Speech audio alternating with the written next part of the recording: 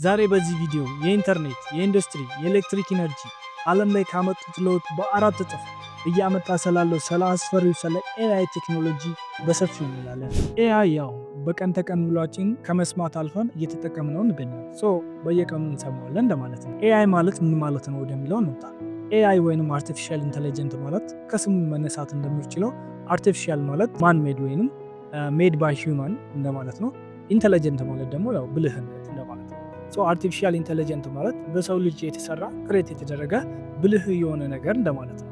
ይሄ ብልህ የሆነው ነገር እንዴት ብልህ ሆነ ወይም እንዴት ፕሮሰስ አድርጎ ብልህ ይሆናል የሚለውን ደግሞ አርቲፊሻል ኢንተለጀንት ወይም ኤአይ ማለት ልክ እንደ ሰው ልጅ የአእምሮ ስርዓት አመሳስሎ በኮምፒውተር ኮድ ተደርጎ የሚሰራ ማሽን እንደማለት ነው።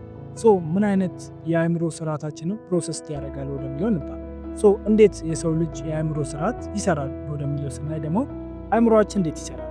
የመጀመሪያው መንገድ ያው በትምህርት በተለያዩ ነገሮች ኢንተለጀንት ወደ መሆን ያድጋል እንደማለት ነው። የመጀመሪያው የሰው ልጅ አእምሮ ለርን ያደርጋል ወይም ኤአይም ጀስት ልክ እንደ ሰው ልጅ ለርን ያደርጋል።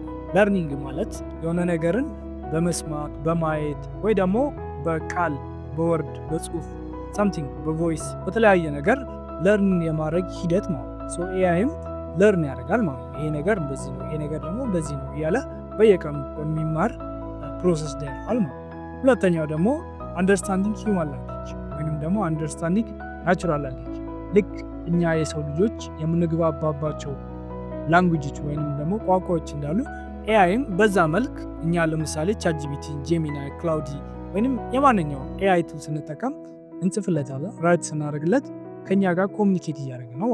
ስለዚህ ኤአይም ልክ እኔ እንደማወራው አይነት ላንጉዌጅ ቋንቋ ይግባባል ከሰዎች ጋር ማለት ነው። በዛ መንገድ ኮሚኒኬት ያደርጋል ማለት ነው። ሌላኛው ደግሞ ፕሮብሌም ሶልቪንግ። ፕሮብሌም ሶልቪንግ ማለት ልክ የሰው ልጆች የሆነ ነገር ሲገጥማቸው ያንን ነገር ሶልቭ አድርገው ኢንተለጀንት እንደሚሆኑ ኤአይም ፕሮብሌም ሲያጋጥመው ሶልቭ እያደረገ ራሱን ትሬን ለርን እያደረገ ይሄዳል ማለት ነው። ለምሳሌ ሰልፍ ድራይቪንግ ካር እንኳን ብናይ የሆነ ነገር መንገድ ላይ ድራይቭ እያደረገ ያው ራሱ በራሱ የሚሰራ መኪና እንደማለት ነው። ሰልፍ ድራይቪንግ ካር ይሄኛው ነገር መንገድ ላይ የሆነ ነገር ቢያጋጥመው በቀላሉ ያንን ፕሮብሌም ሶልቭ አድርጎ ይሄዳል እንደማለት ነው። ሌላኛው ደግሞ ሪዝኒንግ።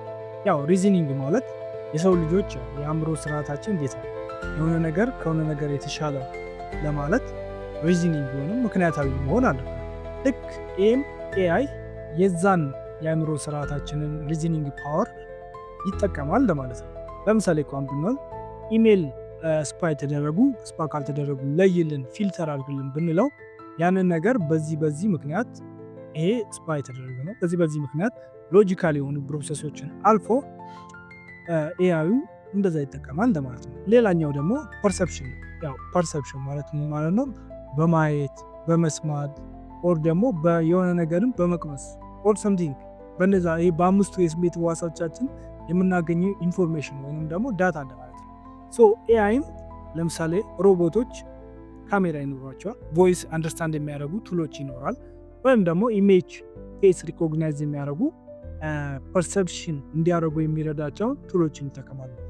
ኤአይ እንደነዚህ አይነት ቱሎችን በመጠቀም የሰው ልጆች በማየት በመስማት በመቅመስ ምናምን ምንላቸውን ኢንፎርሜሽኖች ጋዘር እንደሚያደርጉ ኤአይም እነዚህን ሲስተሞች በመጠቀም ሮቦቶች ላይ ካሜራ፣ ቮይስ አንደርስታንድ የሚያደርጉ ቱሎች፣ ፌስ ሪኮግናይዝ የሚያደርጉ ነገሮችን በመጠቀም በቀላሉ ይሄኛውን ፐርሰፕሽን የምንለው አንደርስታንዲንግ አለው ማለት ነው።